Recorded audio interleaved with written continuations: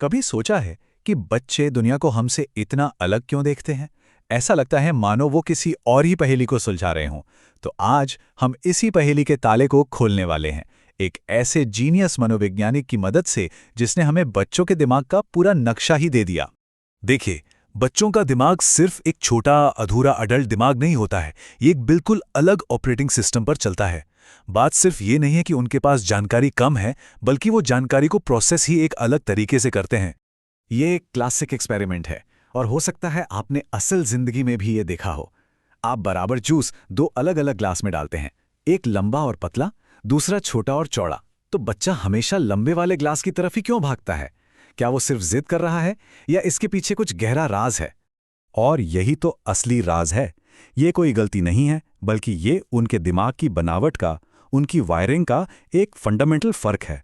और एक मनोवैज्ञानिक ने अपनी पूरी जिंदगी इसी अनोखी सोच को समझने में लगा दी। तो मिलिए हमारी कहानी के हीरो से, जीन पियाजे, वो इंसान जिसने ये साबित किया कि बच्चों का दिमाग कोई खाली स्लेट नहीं है जिस पर हम कुछ भी लिख दें, बल्कि ये एक जटिल दुनिया है जिसके अपने ही नियम और अपना ही लॉजिक है। पियाजे सिर्फ एक और साइकोलॉजिस्ट नहीं थे, वो एक क्रांतिकारी थे। उन्होंने उस समय की सबसे बड़े धारणा को चुनौती दी कि बच्चे सिर्फ छोटे एडल्ट्स होते हैं। उन्होंने कहा, अरे नहीं, इंटेलिजेंस कोई पत्थर की लकीर नहीं है, ये तो वक्त के साथ बनती है, बढ़ती है और कुछ खास पड़ावों से होकर गुजरती है। उनका काम पूरी 20वीं सदी तक चला, लेकिन कमाल की बात यह है कि उनके आइडियाज आज की इस डिजिटल दुनिया में भी उतने ही काम के हैं। उन्होंने हमें बच्चों के दिमाग को समझने के लिए एक नया चश्मा दिया, एक नया फ्रेमवर्क दिया। तो पियाजे का सबसे बड़ा आइडिया क्या था? उन्होंने एक जबरदस्त थ्योरी दी कि बच्चे 4 अलग अलग स्टेट से गुजरकर सीखते हैं। इसे ऐसे समझिए जैसे आप ज्ञान की सीढ़ियां चढ़ रहे हों, जहां हर अगला कदम पिछले वाले पर ही टिका होता है। तो ये 4 पड़ाव एक तरह से बच्चे के दिमागी सफर का पूरा नक्शा है।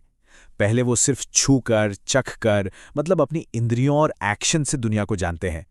फिर वो सिंबल्स और भाषा का इस्तेमाल शुरू करते हैं, लेकिन दुनिया को सिर्फ अपने नजरिए से देखते हैं।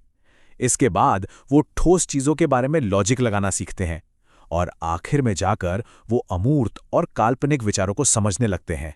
लेकिन इन स्टेज से आगे बढ़ने का इंजन क्या है? आखिर वो कौन सी मशीनरी है जो इस पूरी डेवलपमेंट गाड़ी को आगे बढ़ाती है? चलिए पियाजे की थियोरी के हुड के नीचे झांक कर देखते हैं। पियाजे ने एक कमाल का कॉन्सेप्ट दिया जिसे वो कहते थे स्कीमा। अब ये क्या है? सिंपल भाषा में ये हमारे दिमाग में बनी हुई फाइलें हैं। हर चीज के लिए एक अलग फोल्डर, कुत्ते का फोल्डर, गेंद का फोल्डर, खाने का फोल्डर, यही हमारे ज्ञान के बिल्डिंग ब्लॉक्स हैं। अब जब कोई बच्चा कुछ नया देखता है तो उसका दिमाग सबसे पहले क्या करता है? वो उसे किसी पुरानी जानी पहचानी फाइल में डालने की कोशिश करता है। इसी को पियाजे ने कहा एसिमिलेशन। जैसे अगर बच्चे के दिमाग में सिर्फ कुत्ते का फोल्डर है तो वो पहली बार बिल्ली देखकर भी उसे कुत्ता ही बुलाएगा। क्यों? क्योंकि वो भी तो 4 पैरों वाला जानवर है। लेकिन तब क्या होगा जब नई जानकारी फिट ही ना हो? जब बच्चा नोटिस करता है कि ये जानवर भौंकता नहीं बल्कि म्याऊ करता है, तब दिमाग को खुद को बदलना पड़ता है। इसे कहते हैं एकोमोडेशन। मतलब दिमाग एक नया फोल्डर बनाता है, बिल्ली नाम का। और सच पूछिए तो असली लर्निंग यही है। तो इसे ऐसे समझिए, एसिमिलेशन का मतलब है पुरानी पजल में एक नया टुकड़ा फिट करना, और एकोमोडेशन का मतलब है नए टुकड़ी के लिए पूरी पजल का डिजाइन ही बदल देना।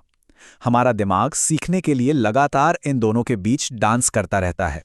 चलिए इस थियोरी को एक्शन में देखते हैं, और इसके लिए हॉगवर्ट्स से बेहतर जगह और क्या हो सकती है। आइए जरा देखते हैं कि जीन पियाजे के आइडियाज हैरी पॉटर की जादुई दुनिया में कैसे काम करते हैं। हम खास तौर पर कॉन्क्रीट ऑपरेशनल स्टेज पर फोकस करेंगे, यानी 7 से 11 साल की उम्र। और ये वही उम्र है जब हैरी हॉगवर्ट्स में कदम रखता है। इस स्टेज पर बच्चे ठोस असल दुनिया की घटनाओं के बारे में लॉजिक लगाना शुरू कर देते हैं। याद है वो सीन जब मैल्फॉय नेविल का रिमेम्बरॉल चुरा लेता है? इस उम्र का कोई भी बच्चा दिखेगा तो फौरन कहेगा, ये तो गलत है, चोरी करना गलत है, किसी को तंग करना गलत है। ये सीधे साधे नियम हैं जो उन्हें समझ आते हैं। और जब हैरी नियम तोड़कर भी उसे वापस लाता है तो वो हीरो बन जाता है। क्यों? क्योंकि उसने दोस्त की मदद की, सही काम किया और उसका नतीजा भी अच्छा निकला। और ये सीन एकदम सटीक तरीके से दिखाता है कि इस स्टेज में बच्चे सोचते कैसे हैं। वो अब सिर्फ अपनी भावनाओं के हिसाब से नहीं चलते, बल्कि वो सही गलत वजह और उसके नतीजे को तर्क से समझने लगते हैं। और यही वजह है कि हैरी पॉटर जैसी कहानियां इस उम्र के बच्चों के दिलों में उतर जाती हैं। तो सवाल ये उठता है कि लगभग 100 साल पुराने ये आइडियाज आज की दुनिया में इतने ज़रूरी क्यों हैं? आखिर पियाजे की विरासत आज भी हमारी जिंदगी को कैसे छू रही है? चलिए देखते हैं। देखिए, पियाजे ने हमारी पूरी एजुकेशन सिस्टम में क्रांति ला दी। ये जो करके सीखो या लर्निंग बाय डूइंग का आइडिया है ना, वो उन्हीं की देन है।